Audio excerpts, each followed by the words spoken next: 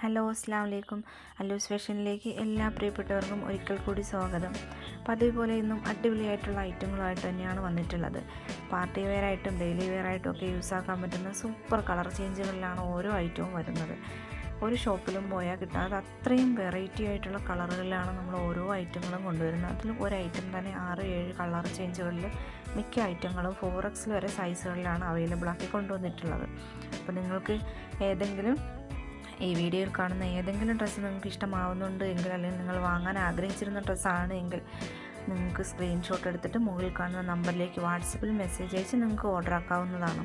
അതുപോലെ തന്നെ ഞാനിടുന്ന പുതിയ വീഡിയോ നിങ്ങൾക്ക് അപ്പോൾ തന്നെ കിട്ടുന്നതിന് വേണ്ടിയിട്ടും സ്റ്റോക്ക് ഔട്ട് ആവുന്നതിന് മുന്നേ തന്നെ നിങ്ങൾക്ക് പർച്ചേസ് ചെയ്യാനും വേണ്ടിയിട്ട് ചാനലൊന്ന് സബ്സ്ക്രൈബ് ചെയ്തിട്ട് തൊട്ടടുത്തൊരു ബെൽ ബട്ടൺ ഉണ്ടാവും, അതും കൂടി ഒന്ന് എനേബിൾ ആക്കി വെക്കണം.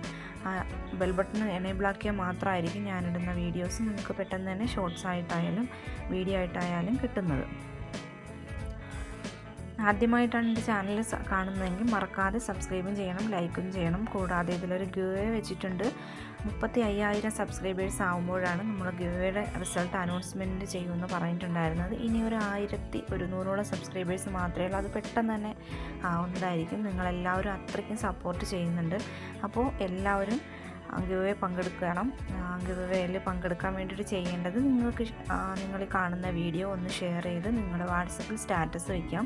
അതൊരു 40 വ്യൂസെങ്കിലും ആകുമ്പോൾ, ഇനി 40 ആയില്ല എങ്കിലും പ്രശ്നമില്ല, എങ്കിലും 40 വ്യൂസ് ആകുമ്പോൾ അതിൻ്റെ സ്ക്രീൻഷോട്ടും എടുത്ത് ഈ മുകളിൽ കാണുന്ന നമ്പറിലേക്ക് ഒന്ന് വാട്സപ്പ് ചെയ്ത് തന്നാൽ മാത്രം മതിയാവും.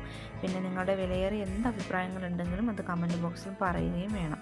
എന്തെങ്കിലും ഇതിൽ മാറ്റം വരുത്തണമെങ്കിലോ എന്തെങ്കിലും പുതുതായിട്ട് ആഡ് ചെയ്യണമെങ്കിലോ നിങ്ങൾക്ക് എന്താണോ വേണ്ടത് അത് നിങ്ങൾക്ക് പറയാം.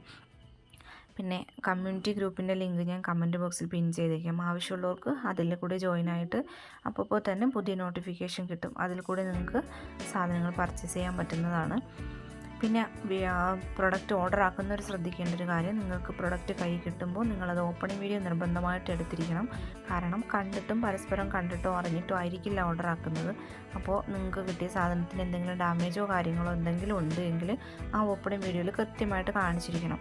എങ്കിൽ റിട്ടേണോ എക്സ്ചേഞ്ചോ എന്താണെന്ന് വെച്ചാൽ ഉണ്ടായിരിക്കും. പിന്നെ സൈസെല്ലാം നിങ്ങൾ മാക്സിമം കറക്റ്റാക്കി തന്നെ എടുക്കാൻ ശ്രദ്ധിക്കണം. കൂടുതലും 4X വരെ സൈസ് അവൈലബിൾ ആയിട്ട് വരുന്നുണ്ട്. അപ്പോൾ അതെല്ലാവരും ഒന്ന് മറക്കാതെ ശ്രദ്ധിക്കണം. നിങ്ങളുടെ സപ്പോർട്ട് എപ്പോഴും തുടർന്നും ഉണ്ടാവണം. പുതിയ അപ്ഡേഷനും പുതിയ വീഡിയോയുമായിട്ട് നാളെ വീണ്ടും കാണാം.